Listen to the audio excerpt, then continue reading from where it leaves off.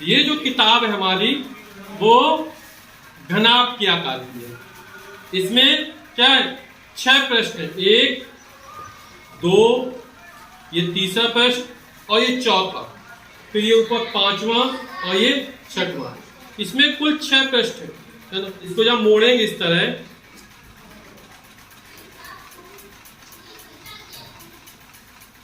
तो डिब्बी जैसा बन गया। माचिस की डिब्बी देखी तुम लोगों ने, वो भी घनाभ के आकार की होती है।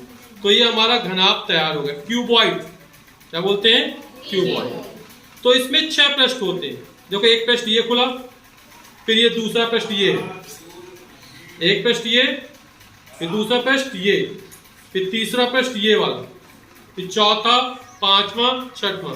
कुल 6 प्रश्न होते हैं, 1 2 3 4 5 6। इन 6 प्रश्नों से मिलकर हमारा घनाभ तैयार होता है। विशेषता क्या होती है कि आमने सामने के प्रश्न जो होते हैं वो समान होते हैं। जैसे ये किताब है हमारी, तो इसका जो सामने वाला प्रश्न है और ये वाला प्रश्न दोनों समान आकार के हैं। ये वाला प्रश्न इसके बराबर है और ये वाला प्रश्न इसके बराबर है। यानी घनाभ के जो सम्मुख प्रश्न होते हैं वो कैसे होते हैं, बराबर होते हैं। ये हमारा घन है। घनाभ के सभी पृष्ठ समान हो जाए, तो कहीं भी समान सभी पृष्ठ हो गए, सभी के क्षेत्रफल कैसे हैं, बराबर है, सभी समान आकार के हैं, तो ये जो हमारा होता है वो घन कहलाता है। क्या कहलाता है, घन। जैसे ये हमारा घन है, घन में भी 6 पृष्ठ होते हैं और सभी पृष्ठों के जो क्षेत्रफल होते हैं वो कैसे होते हैं, बराबर होते हैं। ये हमारा घन तैयार हो गया।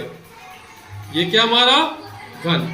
घन के सभी पृष्ठ कैसे होते हैं, समान या बराबर होते हैं। जैसे ये हमारे घनाभ के आकार का है, ठीक है।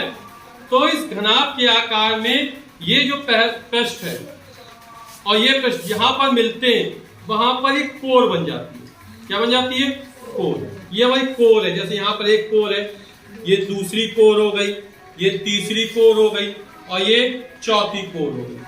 ये 4 कोर। इसी तरह 5वीं, 6वीं, 7वीं, 8वीं 8 कोर। इसी तरह ये 9 10 11 और ये 12।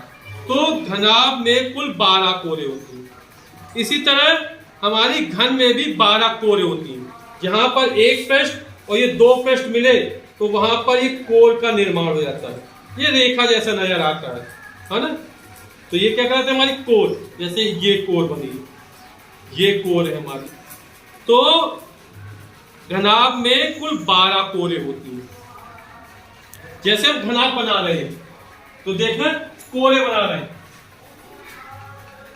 1 2 3 4 5 6 7 8 9 10 11 और 12।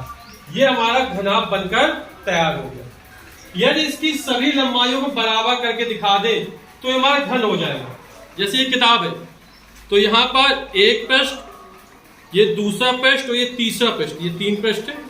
ये तीनों जहां पर मिले तो ये बिंदु बन गए और ये बिंदु को बोलते हैं शीर्ष या वर्टेक्स। ये हमारा क्या कहलाता, शीर्ष कहलाता। तो यदि हम शीर्षों को गिनेंगे तो यहाँ पर 1 2 3 4 शीर्ष ये है, 5 6 7 8, ये कुल 8 शीर्ष बनते हैं घनाभ में। इसी तरह इस घन में साफ नजर आएंगे आपको।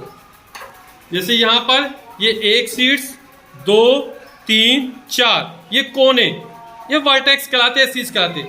1 2 3 4, तो कुल 8 शीर्ष होते हैं हमारे घन में या घनाभ में। 8 शीर्ष होते हैं, 6 पृष्ठ होते हैं, फेस या सरफेस बोल सकते हो, और कुल 12 कोरे या एज होती है। हमने भी देखा जो घनाभ है ना, उसमें जो शीर्षों की संख्या है, जहां पर 3 पृष्ठ या तीनों पलक मिल रहा है वो शीर्ष कहलाते हैं, और वो शीर्षों की संख्या हमारी कितनी निकली, 8 निकली।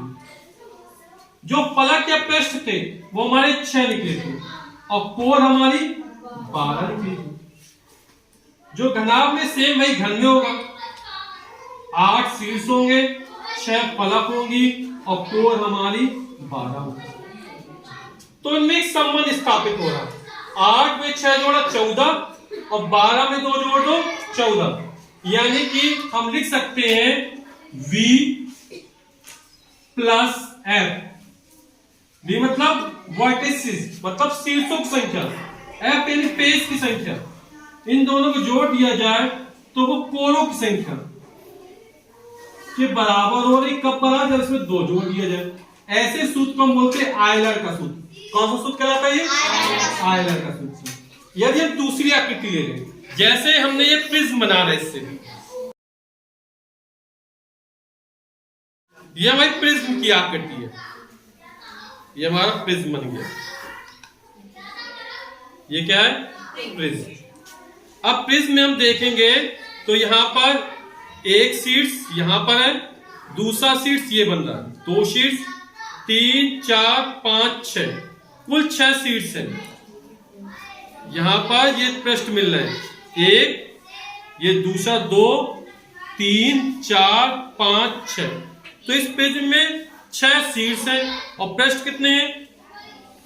या फलक 1 2 3 4 और नीचे का 5, कुछ 5 फलक हैं, 6 शीर्ष है। अब इस प्रिज्म में हम देखते हैं कोरे कितनी निकल रही है।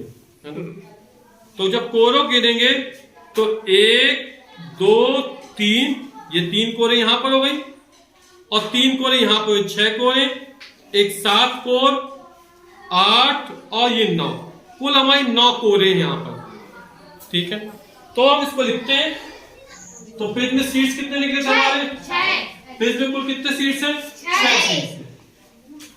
ठीक, प्रिज्म में कुल 6 शीर्ष है और फलक कितने थे? 5 फलक थे हमारे। और कोरों की संख्या कितनी निकली थी? 9। कोरे हमारी 9 निकली थी। तो इसमें वही सूत्र, 6 में 5 जोड़ा 11 और 9 में 2 जोड़े 11। तो इसमें वही सूत्र लागू हो रहा है, V प्लस F काट दें तो 6 5 11 बराबर 9 यानी E प्लस। तो ये हमारा जो सूत्र कहलाता है वो आयलर का सूत्र कहलाता है। ये हमारी जो आकृति है वो पिरामिड की आकृति है। अब इस पिरामिड में देखेंगे कि यहां पर एक कोर ये है, 2 3 4, ये 4 कोर, फिर 5 6 7 8। पिरामिड में कोरों यानी एजों की संख्या जो है वो हमारी 8 है। 8 कोरे। शीर्ष कितने हैं? एक शीर्ष ये बना, दूसरा शीर्ष, तीसरा शीर्ष, चौथा, ये 5वां। ये शीर्षों की संख्या जो है वो 5 है हमारी। पृष्ठ देखते हैं हमारे, पृष्ठ एक हमारा नीचे वाला और 1 2 3 4 पृष्ठ है। जो पिरामिड बनता है वो इस तरह बनता है और नीचे पृष्ठ, तो 4 पृष्ठ हमारे ऐसे होते हैं और एक नीचे वाला पृष्ठ हो जाता है। तो पिरामिड में कुल 5 पृष्ठ होते हैं। अब इसमें भी आला सूत्र लग रहा है, 5 5 जोड़ा 10 हो गया, 8 में जोड़ो 2 जोड़ो 10, 5 + 5 10, 8 + 2 10, यानी आयलर का सूत्र B + F = E + 2।